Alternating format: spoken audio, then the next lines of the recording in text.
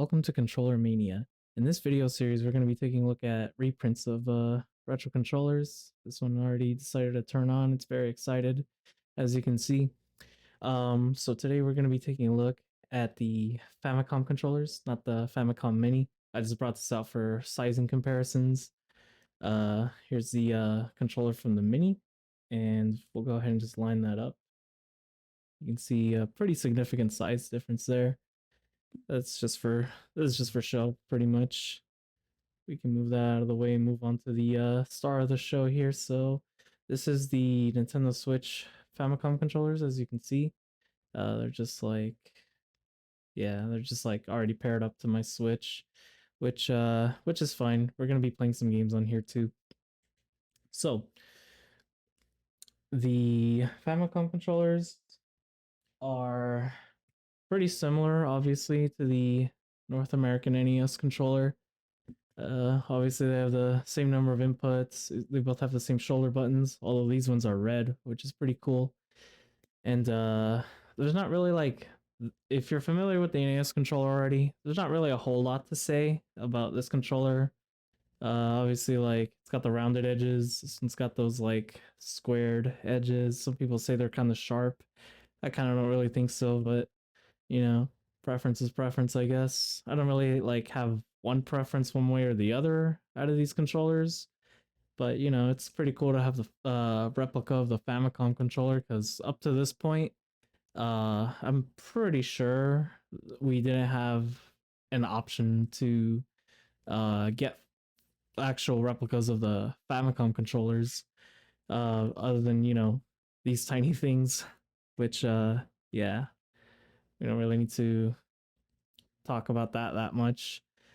But anyways, so the you know, build quality, it's very Nintendo. The buttons are pretty solid. Start and select is pretty nice. Here, let me where'd I put it? They do work with these little shoulder railings for the Joy-Cons. It does slide on there, and you can extend out the LNRs. It feels pretty nice. Although this wrist strap does hang out there, it's not really a whole lot you can do about that. But okay, so are there any like main differences between the two besides just cosmetic, right? Well, the start and select, they kind of feel like they're made from a different material from the NES controllers. And the main buttons, they feel just a little bit more concave on the NES controller compared to the Famicom controller. I don't think this is gonna show up super well on camera. Yeah, like you can see it's concave, but like it feels like the hole is a little deeper for the thumb on the NES controller. And other than that, the D-pads are the same. Pretty sure anyways. They don't really feel a whole lot different. This one's a little broken in. Yeah, this one's a little bit more broken in than the one on my NES controller. And yeah, other than that, I'm pretty sure they're the same D-pad.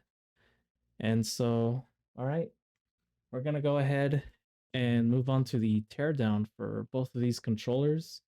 So what do we got here? We're looking at, stop turning on please. So we're looking at 6 screws. Pretty sure it's the same across both. Yep. All right.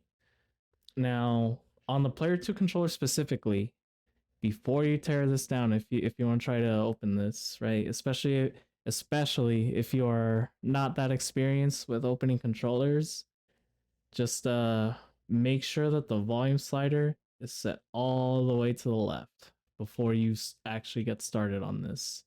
There is a small little I don't know if you can see that at the very edge of the minimum volume. There's a little click. So make sure it's just all the way to the left before you get started on these. So, all right, I'm going to go ahead and grab my screwdrivers. And I'm going to go ahead and remove the screws on both of these. And we'll come back with, and we'll get started with the Player 1 controller first. Okay, so I went ahead and removed all the screws on both controllers. Well, not all. There's still going to be like 3 more in both of them. But yeah, 6 tri-wing screws per controller. I should have mentioned that they're tri-wing. I'm sure the savvy amongst you already knew that they were going to be tri-wing. Nintendo loves their tri-wings. So, okay. Yeah, so start from the bottom and just flip it on up like that because we don't want to mess with these ribbon cables here. So right off the bat, there's a standard Joy-Con battery, 6 screws.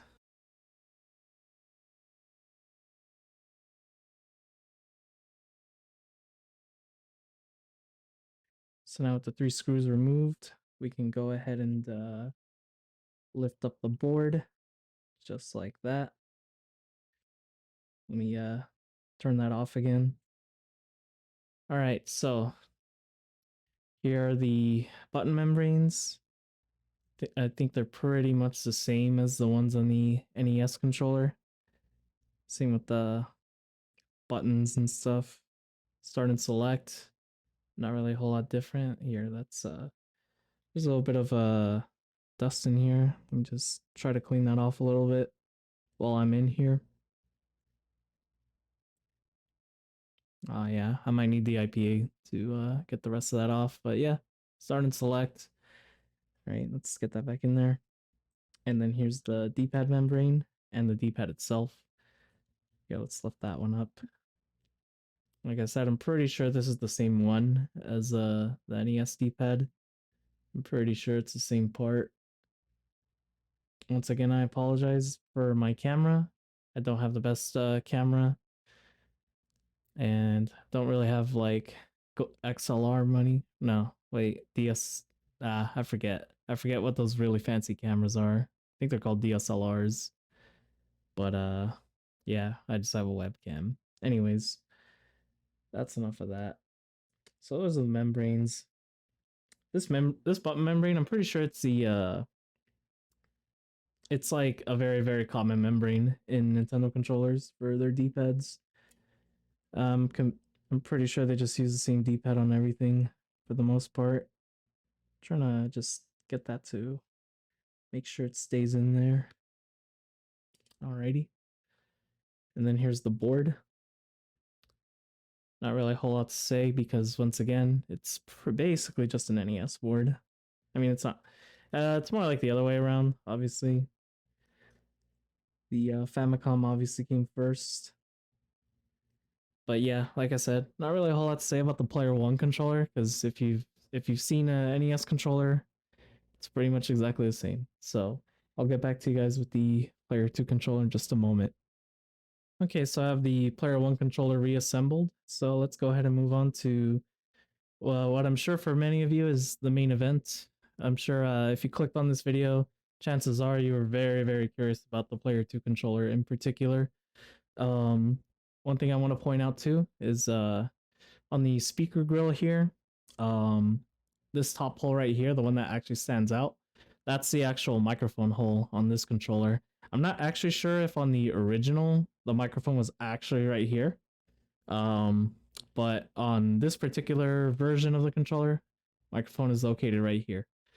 So all right, let's go ahead and flip it over. And let's go ahead and take a look inside. So right out of the gate, we're greeted with the same exact layout and setup as the Player 1 controller. Let me grab my Phillips head over here.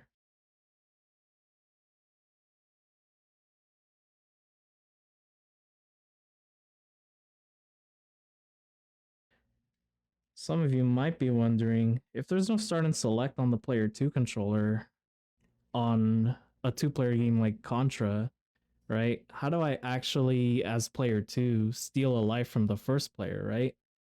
At least I think anyways, on the North American version of the game, player 2 would press start to take a life. I think that's how that worked. But on the Famicom version, you just hit A. Anyways, so this is the top of the controller, of course. Same button membrane, same D-pad membrane. This right here is the microphone membrane. So just like I was mentioning, that probably fell off. The microphone hole is right there, and it lines up with this membrane right there. Let me Let me get that reassembled real quick. Okay, so I put that back on there. Now let's move on to the actual interesting part. So here's the board for the player 2 controller. What's interesting here is that there actually is a spot right here for the start and select buttons, which is pretty interesting. Right here is where the actual microphone is on the board. Let me see if we can get a close up of that. Let's see if the camera can focus. Yeah, so there's the microphone, and here's the board. Once again, I apologize for my camera. It's not the best. And here's the actual volume slider. Now, here's the thing. There is a mechanism right here that's supposed to be there, and on mine it isn't because I kind of broke it. And this is why at the start of this teardown, I stressed that you should put the volume slider in the minimum position. If you slide it all the way to the left, there's a little click at the end. Make sure it's in that position before you get in here, because I did not have this aligned when I first closed this up and it broke off. Now, let me get my spudger real quick.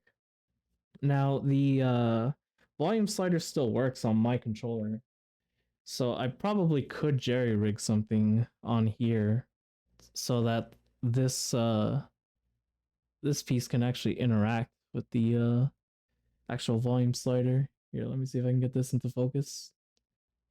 Come on. Focus, please. There we go.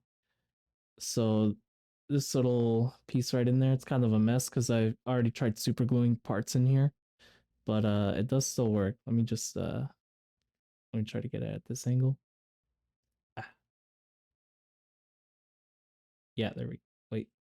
Yeah, there we go. You can see it sliding in there. So it does still work. I just need to put something on there. But the component that's on here, that used to be on here, is incredibly tiny. So just please, please, please put your volume slider all the way to the left before you come in here. I cannot stress that enough, because kind of sucks considering how expensive it was to import these, and I broke that piece. But hey, I broke that piece so that hopefully you won't have to. Now, I'm gonna go ahead and reassemble this, and then we'll try out some games. Quick side note before we move on. There is a small little cutout on the corner of these controllers that tells you the player number. So it's probably not going to pick up super well on camera here, but there's a small little cutout in this corner. And on the player 2 controller, there's a small little cutout on this corner. But it's going to show up very well, I think, on the NES controllers. So here's the player 1 NES controller. It's cut out on this side, right? Wait. No, I actually have them mixed up. So the player 1 NES controller has it on this side, on the right side. As you can see, player 1. Yeah, I think you might be able to see it from this angle. Cut out from this side. On the player 2 controller, it's cut out from the left side. Once again, I apologize about the angles. But yeah, pretty cool little detail. Let's go ahead and move on to actually playing some games. All right, so we're back on the Switch menu here. So let's go ahead and turn both of these on so you guys can see the cool little icons right there. There's player 1. Is this one going? Oh. Right. Come on. Player 2. All right, so as you can see, the player 2 icon is also lacking the start and select. It's got the little microphone icon, which is nice. Although the volume slider is all the way to the lowest in the icon. Internally, I left this somewhere on the maximum volume, I'm pretty sure anyways. So okay, let's go ahead and try some games out. So let's go ahead and go into the Famicom app. And let me go ahead and just let you guys know your Switch does. Oh, it's already picking up. Hey. Wow. Yeah, the player 2 controller was going off there. That's pretty cool that it actually goes off inside this menu. It's been a bit since it's been a little bit since I actually interacted with this app. But yeah, it's a fun little thing for sure. I need to figure out how to sort this. Let's try Super Mario 3. One player.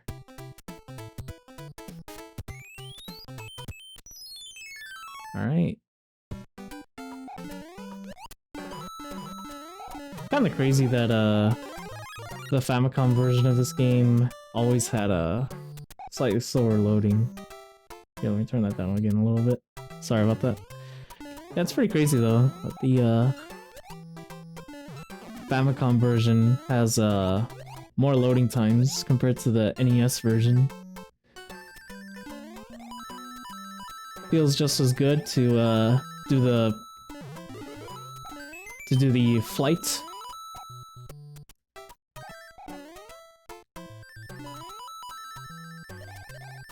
You guys should let me know in the comments if you guys have different tricks for doing some of the running charges. But yeah, that still feels pretty good. Pretty much just as good as the NES controller. No surprise there. They are pretty much the same controller at their core. Alright, well, you know, I died. That's alright. It's not really like we're here to win. Alright, let's try another game. Alright, so this is Kirby's Adventure, or in Japan known as Hoshi no Kabi. Yume no Zui no yeah, I don't know the last two. I used to know the name of I used to know the full subtitle, but I don't know it right now. Anyways, Kabi 1 go. Game no tsuki o asobu.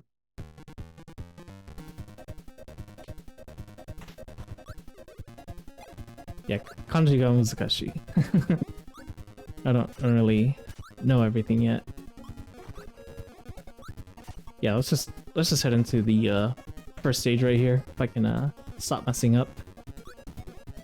Dun. Da-na-na-na. Let me know in the comments if you played this game before. I love Kirby's Adventure. It is, like, without a doubt, my personal favorite game from this era. A lot of people really like Super Mario Bros. 3, and that's also a very good one. It's not a bad one to have as your favorite. But me personally, Kirby's Adventure is my #1. Ah! All good. We are good. Controller feels very good in the hands.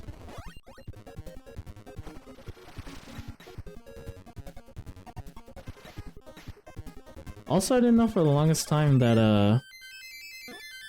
the tornado power in this game, if you hold B, you ascend upward. I didn't know that was a thing for, like, God knows how long. Yeah, so that's holding B, so now let's not hold it. You don't go anywhere. When I was a kid, I never figured that out. So I would just, like, jump and just, like, you know, just drift downward all the time. Alright, let's try the crane game. You know, if there's one thing I know about controllers, it's that the right one can help you out a lot and stuff like this. Kuren Fiba is what it's called here.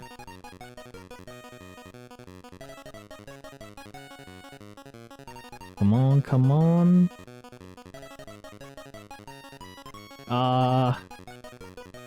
Hey, we did it. Let's freaking go. Alright, can we get the second one? Ooh, I think I went just a little early. I might not get this one. But it is close to the thing.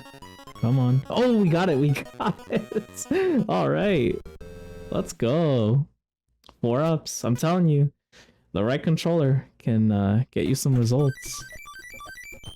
All right, so I went ahead and loaded up Super Mario Maker 2. I feel like NES and Famicom games are just a little too obvious to be using these controllers on. So let's try it on games that they weren't designed for. Asobu. Okay, let's try this one. Yeah, I really miss being able to hit L and R to do the CRT simulation thing on this game.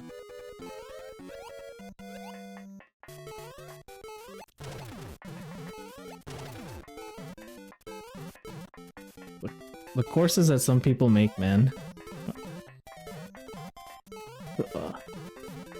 So that's the whole thing, is it?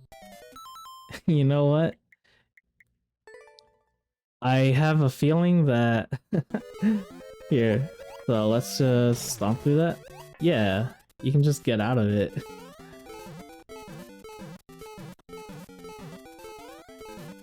That's probably what the speedrunners are doing. Come on, man. Sometimes you just don't get great courses. Depending on what day you check, what time you check, all that stuff. Yeah, let's try this one. Underwater. Let's go. Okay, looks tame so far. Let's grab these coins and avoid these fish. I'm not gonna grab all the coins. Give me that.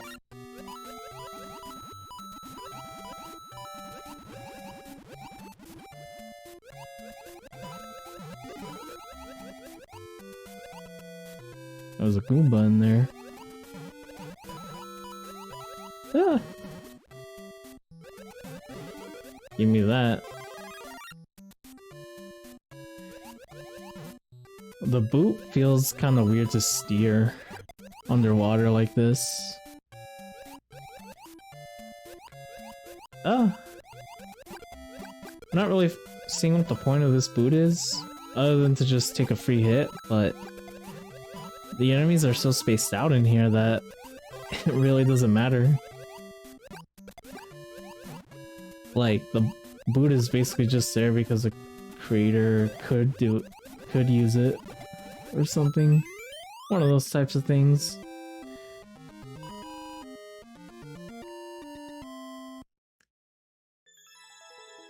Let's move on to Mario World. Alright, Super Mario World. Let's see how this plays. Alright, so the good thing is that the shoulder buttons do actually spin. Okay, that doesn't work. Ah! Come on, come on. Bitch. Give me that. Never mind. Ah! Okay. There we go.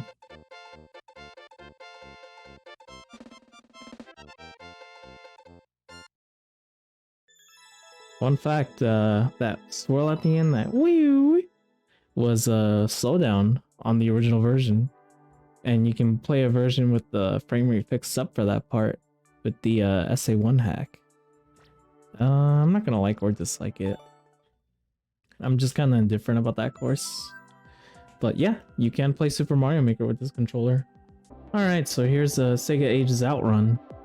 Now, right off the bat, I can't actually access the config screen, so let me turn this off and just use a Pro Controller real quick to get in there. Okay, so you definitely have to have another controller on standby to start these at all, which is pretty interesting. But the configuration does work. It's a good thing Outrun happens to support digital movement. I'm not used to playing this game with digital movement personally. I definitely prefer analog movement on this game. But it is nice. And this controller feels pretty good for this game, honestly.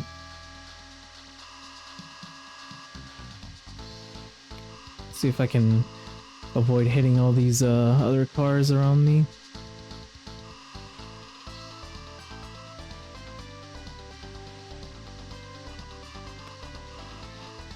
Ooh, that was close. Yeah, that those like wild turns are why I prefer analog movement, and just also just for slightly avoiding cars, doing like near misses and stuff. Uh oh, that was close. Cool. Keep on having a lot of close calls out here.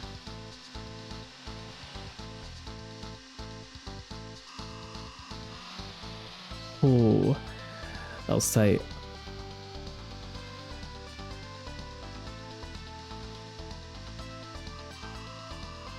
Slow down, slow down.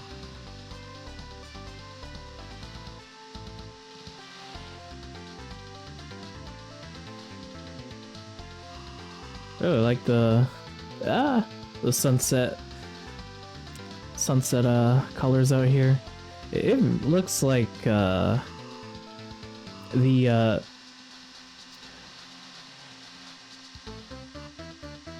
sorry, it's hard to talk and play, but like the sunset setting is just like really beautiful in this game. They really nailed it out of the park with this game when it was new. Well, not when it was new, they just did. It's not like that changes with time.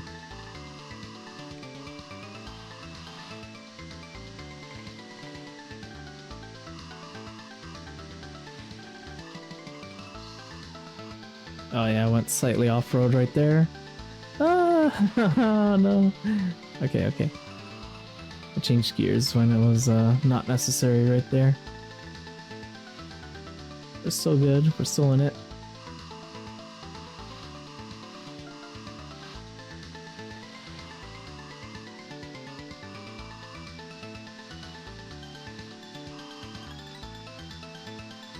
These turns are really tight. I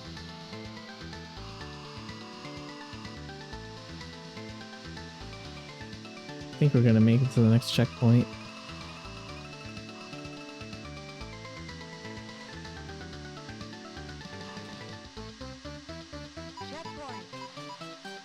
Extend play. I really like the vocabulary on some of these old arcade games. It's just really charming stuff, man. That was close. Alright. We're still in it. Oh no, there's the first big crash. Donkey? Dank? What kind of message are you guys trying to send?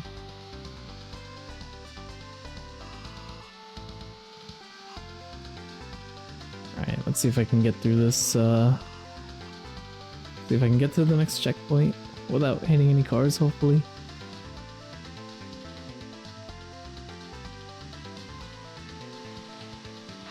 Oh, that was close.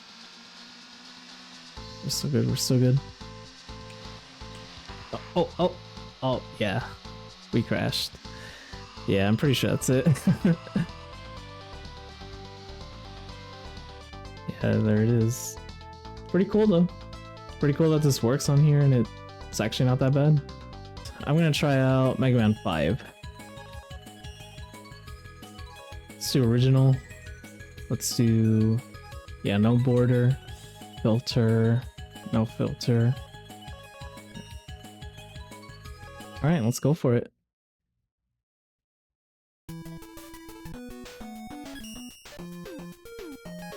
Let's go with Napalm Man.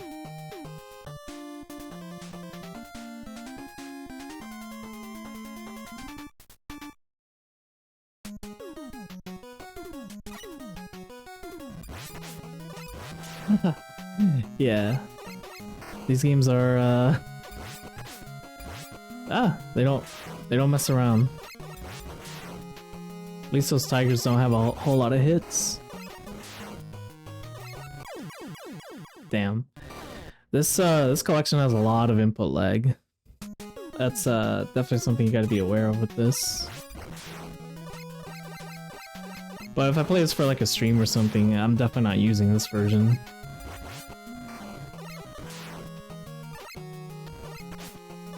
It's just a flaw with this collection, unfortunately. Give me that.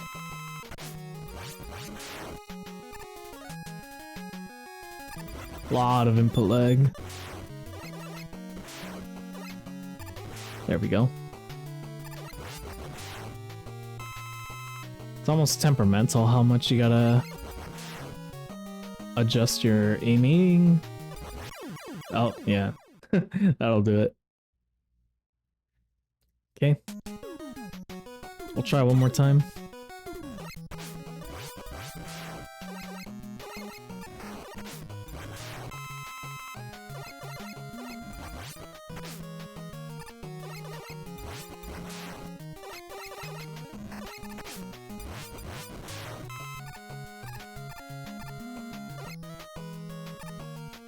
Wow, they don't even respawn the health.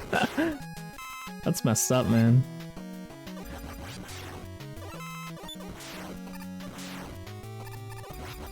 Oh. It's brutal.